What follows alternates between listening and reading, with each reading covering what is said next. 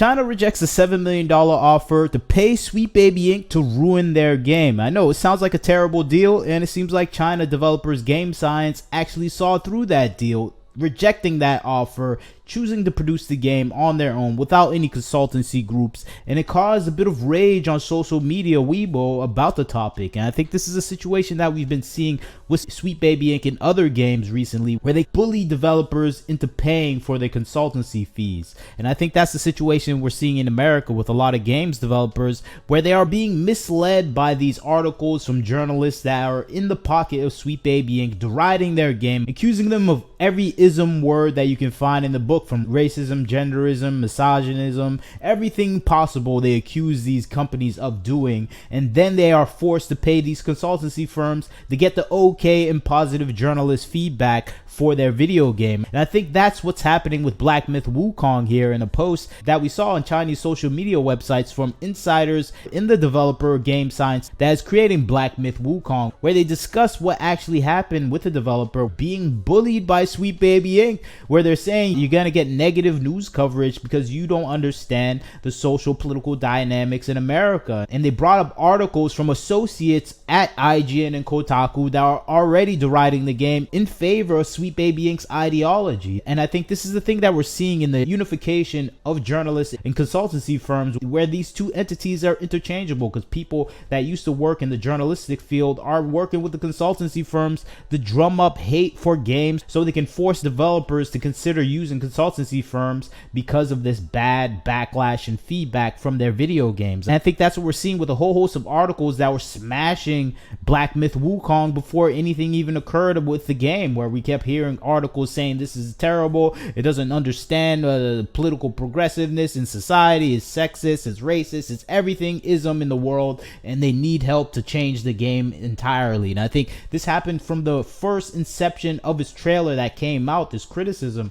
that was so heavy-handed about the game. And you can see this article after article, criticism, everything surrounding the developer itself. And I think these attacks, some may be founded on some grains of truth, because the work culture in China is completely different. They don't care about wokeism. They don't care about the social progressive standards that they want to see in their culture. And that's why their rejection of this offer to pay Sweetbaby Inc. to change their work culture and the dynamics around the game is non-controversial in China. Because why would they want to have that influence of these Western consultancy firms when these developers are not dependent on these Western consultancy firms? They're dependent on the people that are playing video games in China, and they don't care about Sweetbaby Inc.'s influence, because there's billions of people that don't care about any articles that are coming out in the USA. And I think that is the strength of China itself in the video game industry, where it doesn't have to consider these consultancy firms. And you can see these articles coming out solidifying the perspective on Black Myth Wukong, where it is a place that is not in conformity with Western standard values that are being purported throughout the video gaming industry. And you can see them talking about everything that is wrong with the company itself and what they need to do to change it. And it says that Sweetbaby Inc. came to Black Myth Wukong developer Game Science with these articles in hand, saying you need us. This bad press is going to destroy your game. And they use this as a weapon to rope in developers to follow their guidance when it comes to the video games. I think we've seen this with multitude of video games within the Western games development sphere, where they are dependent and they are scared of the narrative that is surrounding their game. Kim Belair, CEO of Sweetbaby Inc., even said it herself in a speech. You can see it here. If you're a creative working in AAA, put this stuff up to your higher ups. And if they don't see the value in what you're asking for when you ask for consultants, when you ask for research, terrify them with the possibility of what's going to happen if they don't give you what you want. We even saw this with Stellar Blade, where they removed the hard R because of some journalist suggestion and sensitivity, and the journalist came back and said, see, this is why you need consultancy firms like Sweetbaby Inc. You wouldn't get into trouble like this. And this is the only form and factor of what journalists are doing right now. They're there to reinforce the consultancy firms and their power of influencing the gaming industry. And I think this extortion campaign against Black Myth Wukong is the best example of that, where they're trying to change the game that they have little to no control over, and they're trying to get this game company to pay over $7 million to do it. And it kind of shows itself as an extortion campaign of developers, and it makes me think, what are these other gaming studios paying to get these terrible consultancy advice from Sweetbaby? I'm talking about Spider-Man 2, Insomniac, Naughty Dog. They're paying millions of dollars so someone can come in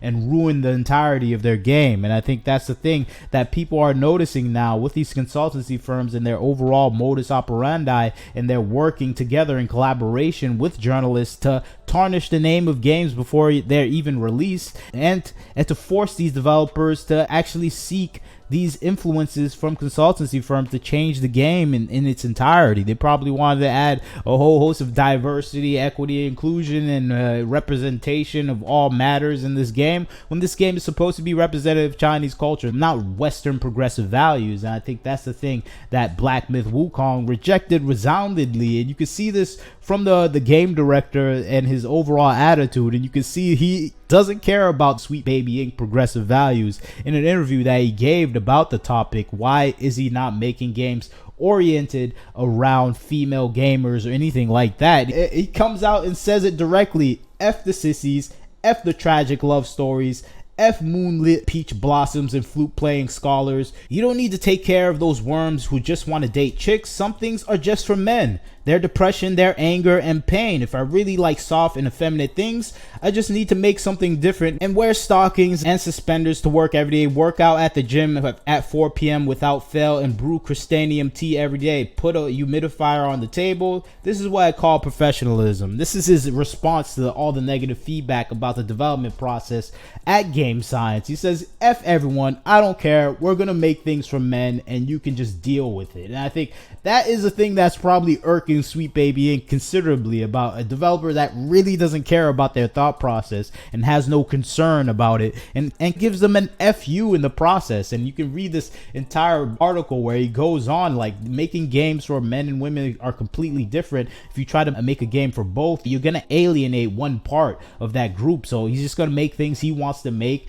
towards the group of people he wants to play it. F those that don't want to play it. If you don't want to play it, don't play it. And I'm making the game for the people I want to make it for. And I think this is the type of developer we're missing in the West now. People who are making the games that they want and not the games that they're told to make. And I think that's what we're seeing in the West. People are making games that they're told to make by consultancy firms, by people that don't care about gameplay or game players or anything about the gaming industry. They're there for their political activism. And I think that is what we're seeing with Black Myth Wukong, a game developer that is focused on gaming, and they're making things for the gamer. And this kind of just shows the shadow of the consultancy firms and how big of an influence it has. You can see consultancy firms are almost a 30 billion market in this workforce. They're making billions of dollars consulting a multitude of firms, including video games companies. And this is just showing that their influence is changing the industry in many ways. We see this with Sweetbaby Inc. and their overall influence in a multitude of big AAA games with Kill the Justice League, Spider-Man, Alan Wake 2, God of War,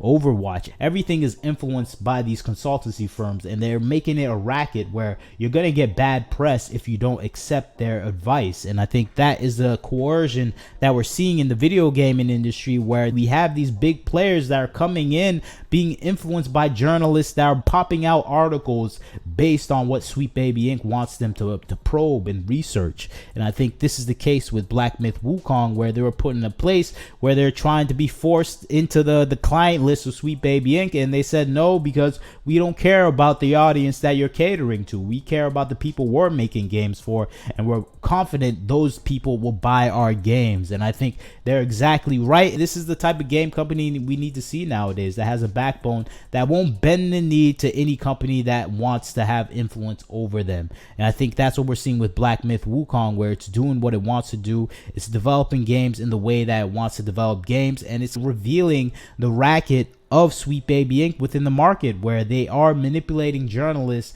to attack games, where they are trying to force these developers to get consultancy firms to assist them and pay them large fees for that. And we just revealed that racket of Sweetbaby Inc. and what they're doing to the video gaming industry. They're tearing it down, shaping it into its own image of a non-interesting, non-engaging game that is inoffensive to themselves and not catering to the game player. And I think that's the world we're getting with Sweetbaby Inc. nowadays. It's producing the non-offensive game that nobody wants to play, and Black Myth Wukong is not going to accept that. They rejected that offer.